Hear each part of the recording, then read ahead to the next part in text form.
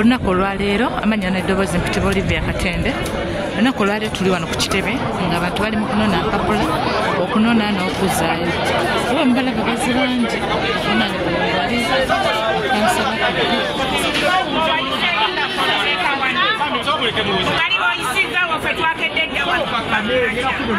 wali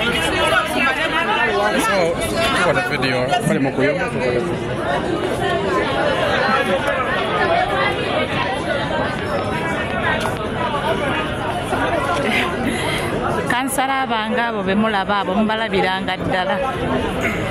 Kansala wange oyo Amita Eleni Namukwaya, Lodi Kansala ajja Makindye West East, Makindye East, bananga bantu be Makindye omwana wattu oyo mumulabira ddala. Nano kansala wange ono bankuba naye emigo naye nga atudde ku ntebe asirise naye nga musajja nninaanye tasobola gamba tebannanga omukazi mumuleke temumukuba. Oyo gwe bayita kansala magezi. Kale bambi abantu kansala magezi ogenda kubeekoyo ojjawa okomawo eri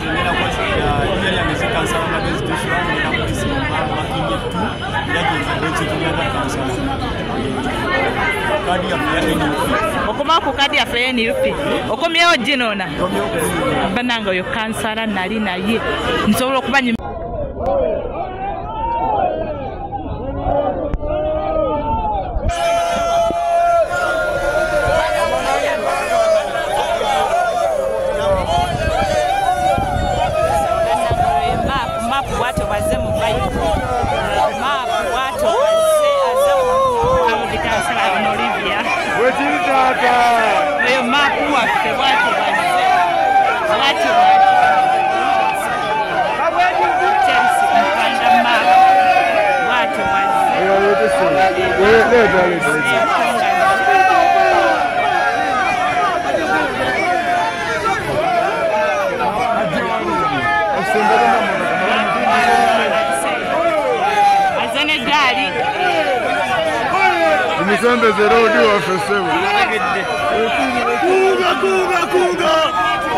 People power!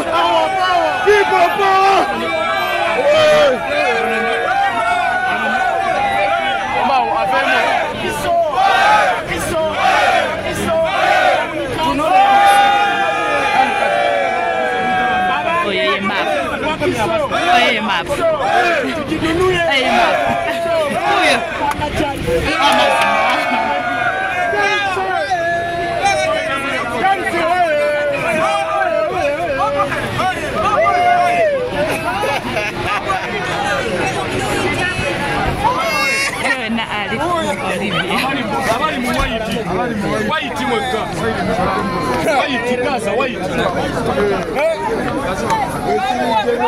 Wakiso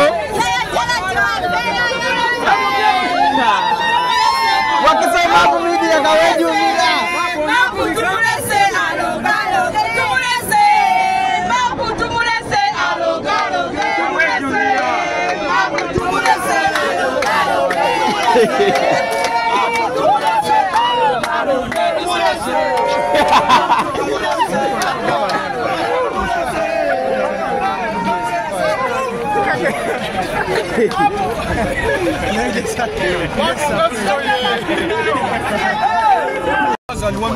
problems. That is why I want to be the member of parliament. I'm not joking, I'm serious. English is not my problem. That's why I'm using English. So I'm requesting everyone there who is a border leaders, please don't fear. Come to contest. Because for me, I'm a border man. I come to be the member of parliament. I want ticket for NUP. What is your highest level of education? My friend, why are you asking me a simple question like that? Never do it again to asking me a question like that. But they say they didn't have books. They were asking for Essex certificate. Yeah, I have it. Where is it? I'm forgetting at my home. So now I'm going to get. How many points did you get at Senior 6? At 11. For me, I'm dealing for sciences.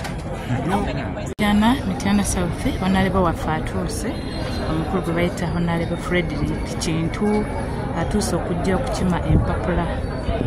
Azani bafutusojja bamuwerekeddeko bulungi atuuse ajje akime empapula. Honorable ono yagenda okudda mu kifo kya Lumu. Lumu oli yagamba nti nno ono yagenda okudda mu kifo kya Lumu.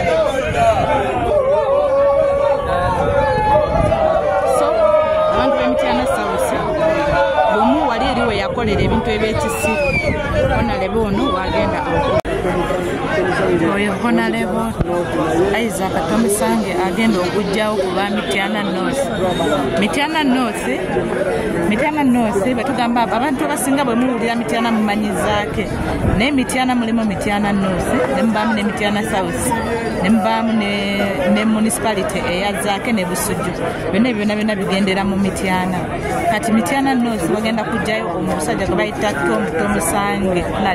Oyo nno musomesa naye abantu b'Emityana basuubiza obbakiikirira obulungi obuteesuulirira bambi ye abaana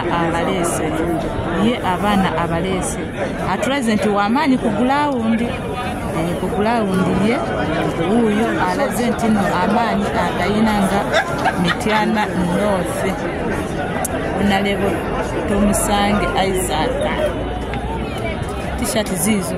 So abantu b'Emityana mwena gye muli tubasaba abantu abo babeera bazze okubasaba obululu babeereremu. Ansuubire nti nno bwe tunaaba tuyimiridde bwe tuti ne babawa kkaadi mujja kuba wemuli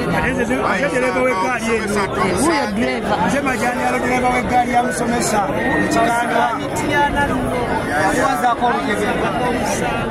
kale mukungeemu Mityana North kunga Isaac kunga musomesa kunga Kyagulanyi platform era MP omuteeketeeko obulungi agenda okumula Mityana North yali esigaddewo yokka mu Mityana district ngesigadde mikono gye NRM. Naye ku luno ngamba abantu bange mwenna nti Museveni agenda, time etuuse agende. Leero tujja kusobola Museveni yekka wabula n'abamutembeeta bajja agenderamu omuli Kiwanda ne Kibedi yessaawe etuuse basiibule kubanga this time National Unity Platform erese omusajja agumidde obulungi era alina abawagizi bw'abantu b'embula byawo era buli omu yeesunga akalulu kabeerawo ddi kandi musomesa ogikwata ddi tufe tusonga embere. So mu ngeri eyo obununuzi bwaffe ng'aba Mityana North tulina okuwangula keetonyeka gwake ate nga ne Pulezidenti Waluma Kyagulanyi Ssentamu naye awangudde ku lebo zonna. Olaba tabakubye mbavubuka ate kubwe mu pike tutaakole tubakubye ne mbakadde. Kati Isaac Tomusange omusomesa afuuse ensonga Mityana. So mugere kyenyumirizaamu nnyo nane neebaza baganda bange bonna aba Mityana district ne Mityana North omukwano ge bandaze n'obuwagizi bwe bandaze abantu bazze ne bamperekerako wane ne batesuubira kulabako ne basobodde okujja tubeere wamu olutabaalo luno tuwangule nga tujja kuwangula kubanga abasajja bonna tubeesobolera n'ababaliyo beesobolera. Ya Luzungu nga tuli Tomusange Mityana North. Abantu b'Emityana oyo Honorable Tomusange. My name is Isaac Tomusange.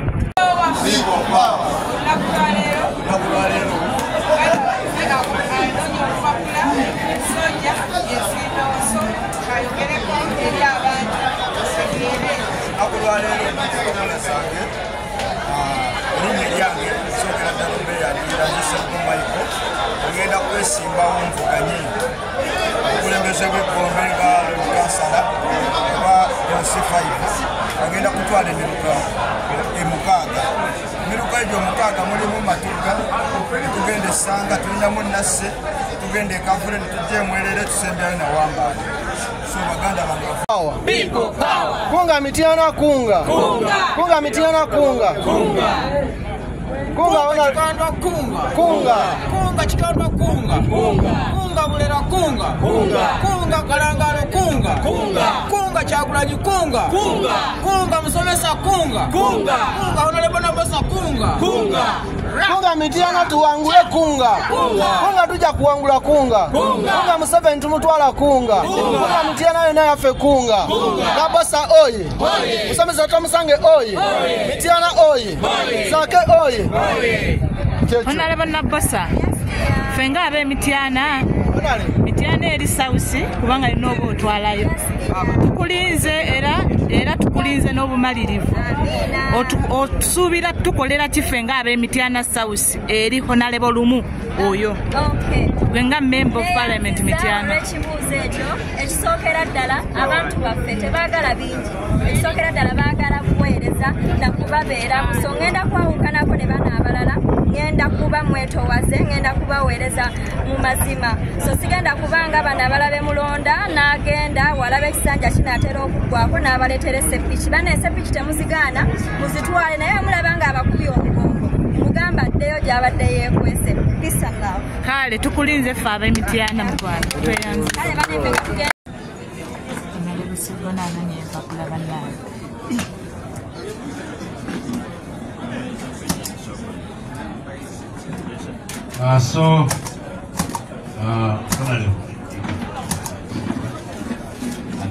Go ahead, introduce yourself and submit your documents.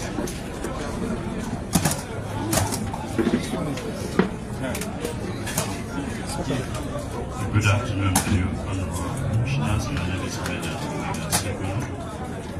I am here to present the Member of Parliament from Sima County East, and I'm happy to present my documents. Yeah, please go ahead and submit your papers.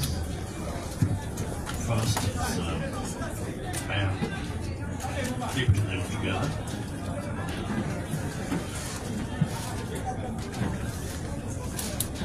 Original ID, national ID.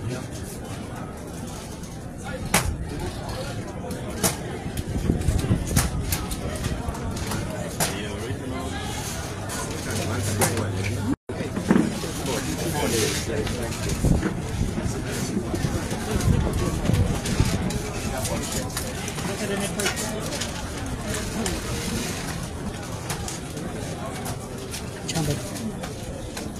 Good in again of the one game, thank you.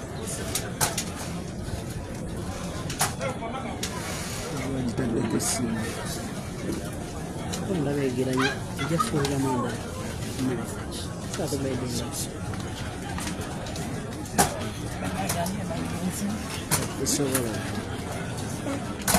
you have got that.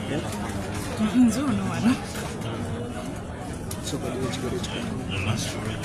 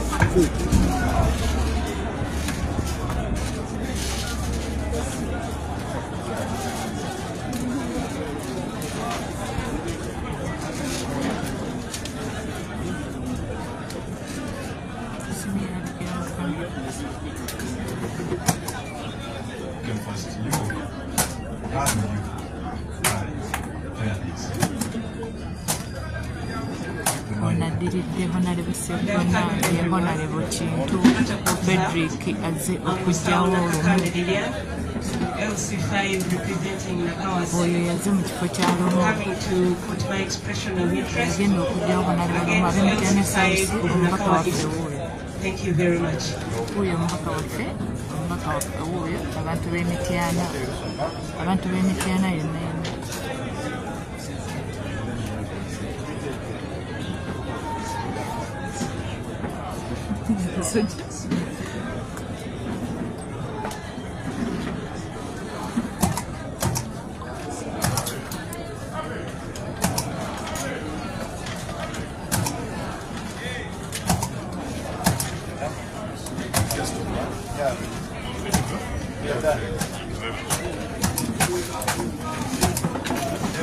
Honorable Sseggona y'empapula nziza